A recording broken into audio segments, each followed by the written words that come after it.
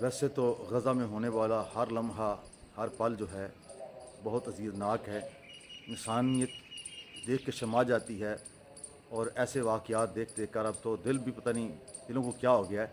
लेकिन कभी कभी कोई ऐसा वाक़या आता है जो बिल्कुल हमारे ज़मीरों को झिझोड़ कर रख देता है कि ऐसा ही वाक़या ये नीचे आप तस्वीर देख रहे हैं।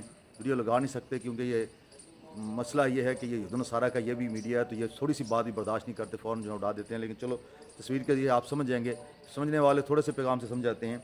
एक शख्स को मिट्टी के नीचे दबा था, उसको निकालने लगे तो उसने कहा कि भाई मुझे मिट्टी के नीचे रहने दो। ये बमबारी के बाद एक ज़ख्मी था, तो जब दादी लोग वहाँ पहुँचे तो उन्होंने उसको निकालने, तो उसने कहा नहीं मुझे यहीं रहने दो, मैं बाहर आकर क्या करूँगा, और मेरे हाथ ना पकड़ो, मेरा एक हाथ मेरे बच्चों ने नीचे पकड़ा हुआ है, तो इसलिए मैं नहीं चाहता मेरे बच्चों के हाथ को छोड़कर बाहर आ जाऊँ। क्या करना है ऐसी ज़िंदगी को, मेरा सारा ख़ानदान इस मलबे के नीचे आकर शहीद हो गया, तो मैंने ज़िंदा रहकर क्या करना है। तो इस बंदे की ये अंदाज़ और ये उसके ये बोल जो हैं, ये पूरी इंसानियत को झंझोड़ने के लिए काफ़ी है। तो खुदारा मैं कहता हूँ अब तो मज़हब की बात छोड़ें, अब तो दीन की बात छोड़ें, अब तो इस्लाम की बात छोड़ें, अब तो जनाब इंसानियत के नाते अगर देखें तो इससे बढ़कर इंसानियत सोच सलूक और कोई नहीं हो सकता।